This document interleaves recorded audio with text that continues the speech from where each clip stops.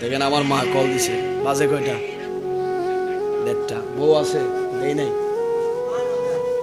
বউ আছে, দেই নাই। কল দিয়েছে কে? এটাই মা। মার ওয়াজ করছি, মা কল দিচ্ছে। ওই মাকে কষ্ট দেওয়া যাবে? ওই মাকে কোনোভাবে কষ্ট দেওয়া যাবে? 1:30 2টা বাজে, দুনিয়ার সবাই ঘুমাইলেও সন্তানের জন্য মা ঘুমায়।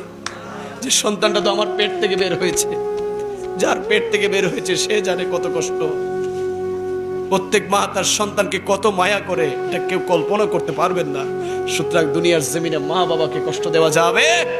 এ বাবা মাকে মারে, এটা তো কল্পনার মধ্যে আসে না। কিভাবে সম্ভব বাবা? বয়ান করতে এসেছি, ওয়াজ করতে এসেছি, খোদার কসম মার কপালটাতে চুমু দিয়ে এসেছি, মায়ের কদমে চুমু দিয়ে এসেছি।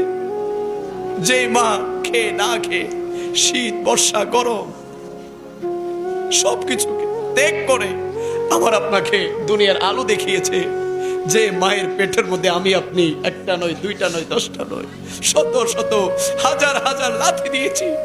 ওই মা লাথি সহ্য করেছে। ওই একটা লাথি যদি আমরা আমাদের বাবার পেটের মধ্যে দিতাম, আমাদের বাবার সাথে সাথে মৃত্যুবরণ করত। কিন্তু ওই জনম দুঃখিনী মা শত লাথি সহ্য করে বলেছে, আমার জাদুমণি, আমার সোনামণি যখন দুনিয়ার জমিনে আসে, ওই সোনামণির চেহারা দেখার সাথে সাথে আমি মা আমার সকল দুঃখ কষ্ট যন্ত্রণা মুহূর্তে ভুলে যাই। জুড়ে বলেছি, ওই মাকে যদি কোনো সন্তান কষ্ট দেয়, আল্লাহ বলে মাকে তো তুই কষ্ট দিচ্ছিস না, আমি আল্লাহ তাআলাকে কষ্ট দিচ্ছিস। কোন সন্তান যদি মাকে কষ্ট দেয়, আঘাত করে, খোদার আরশটা কেঁপে যায়, খোদার আরশটা কেঁপে যায়। ও আমার যুবক ভাইয়েরা, সময় থাকতে মা বাবার খেদমত করার দরকার আছে না নাই? আর এটা আওয়াজে বলে আছে না নাই? মা বাবার গায়ে হাত তোলা যাবে? এটা কেউ কল্পনা করবেন না বাবা। মা বাবা আল্লাহ তাআলার পক্ষ থেকে বড় নিয়ামত। মা বাবা যদি ভুল করে কোনো সন্তান সেই ভুল ধরার ক্ষমতা রাখে না। মা বাবার মাধ্যমে এসেছেন বাবা আল্লাহর হাবিব কামলিওয়ালা নবী। মসজিদে নববীতে বসা সাহাবায়ে কেরামরা প্রশ্ন করতে লাগলেন, ইয়া রাসূলুল্লাহ, ইয়া হাবিবাল্লাহ, আমাদের সবচেয়ে উত্তম ব্যবহার পাওয়ার সবচেয়ে যোগ্য দাবিদার কে? আমার নবী বলে দিলেন, 1 নাম্বার হচ্ছে তোমাদের মা। জুড়ে বলে সুবহানাল্লাহ। আবার প্রশ্ন করলেন, ইয়া রাসূলুল্লাহ, তারপরে কে? আমার নবী বলে দিলেন, তোমাদের মা। আবার প্রশ্ন করলেন, ইয়া রাসূলুল্লাহ, তারপরে কে? আমার নবী বললেন, তোমাদের মা। আবার প্রশ্ন করলেন, ইয়া রাসূলুল্লাহ, তারপরে কে? আমার নবী বলে দিলেন, তোমাদের বাবা। জুড়ে বলে সুবহানাল্লাহ। অনেক যুবক ভাইরা আছো যারা মাকে বলতে পারো, মা গো অনেক ভালোবাসি, অনেক মহব্বত করি, কিন্তু বাবাকে কখনো বলে হয়ে ওঠে না যে বাবা তোমারে অনেক ভালোবাসি। অনেকের বাবা সারাদিন কাজ করে, কষ্ট করে, মাটি কাটে, দোকানদারি করে, চাকরি করে। আবার অনেকের বাবা আছে সারা জীবন প্রবাসের জীবনে বছরের পর বছর নিজের জীবন যৌবনটাকে কোরবান করে দেয়। ওই বাবা যখন ঘরের মধ্যে আসে, সন্তান বলে, বাবা রে আমার এটা চাই, ওটা চাই, আমার এটা লাগবে, ওটা লাগবে। বাবা তার সন্তানের সকল চাহিদা পূরণ করে তার জীবন যৌবনটাকে পরিবারের জন্য কোরবান করে। ওই বাবাকেও আমরা সবাই ভালোবাসতে চাই কি চাই না? দেরি হয়ে যাচ্ছে না বাবা, আমি শেষ করে দিচ্ছি। হ্যাঁ, দেখেন আমার মা কল দিছে, বাজে কয়টা? 1:30। বউ আছে, দেই নাই। বউ আছে, দেই নাই। কল দিয়েছে কে? এটাই মা। মার ওয়াজ করছি, মা কল দিচ্ছে। ওই মাকে কষ্ট দেওয়া যাবে? ওই মাকে কোনোভাবে কষ্ট দেওয়া যাবে?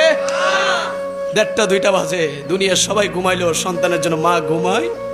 যে সন্তানটা তো আমার পেট থেকে বের হয়েছে, যার পেট থেকে বের হয়েছে সে জানে কত কষ্ট। প্রত্যেক মা তার সন্তানকে কত মায়া করে, এটা কেউ কল্পনা করতে পারবেন না। সুতরাং দুনিয়ার জমিনে মা বাবাকে কষ্ট দেওয়া যাবে? আজকের মাহফিল থেকে সর্বশেষ শিক্ষা, যারা মা বাবাকে বুঝে না বুঝে কষ্ট দিয়েছো যুবক ভাইয়েরা, আজকের মাহফিল থেকে ঘরে যাবে।